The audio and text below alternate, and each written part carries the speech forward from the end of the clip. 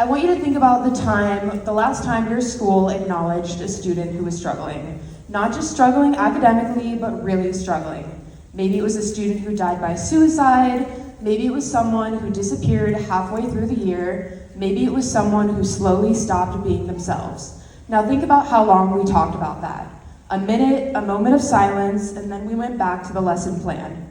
I want you to sit with that for a second, because I think back to that moment that says a lot about how we handle pain, especially pain we can't see.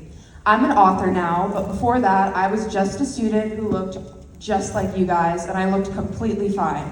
I showed up, I did my work, I smiled, I participated, and I was the kind of student people assumed was okay. And at the same time, I was dealing with things no one could see. From chronic illness, mental health struggles, body image issues, grief, pressure, being bullied by my own teacher, and multiple other experiences, I was not failing in obvious ways. I was not causing problems in the classroom. I was just disappearing quietly. The hardest part wasn't even the pain itself. It was realizing that no one in the school or in general had the language for it, and because of that, neither did I. When you don't have words for what you're going through, you start to believe it doesn't count.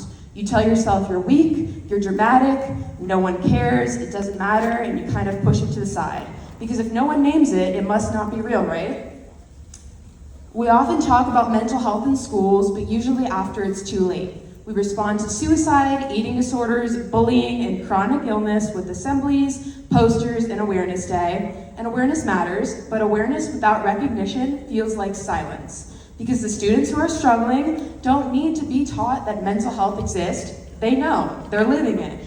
They're sitting next to you in class, they're on student council, maybe they're getting amazing grades and they're being honored in honor roll. They're being told that they're doing great, and inside, they're drowning quietly.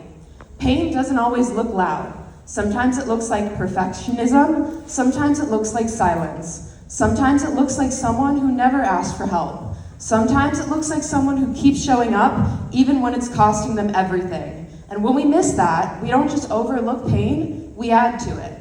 I didn't write my book to be inspirational. I didn't write it because I had every single thing figured out. I wrote it because when I was younger, I needed someone to put words to what I was feeling, and no one did.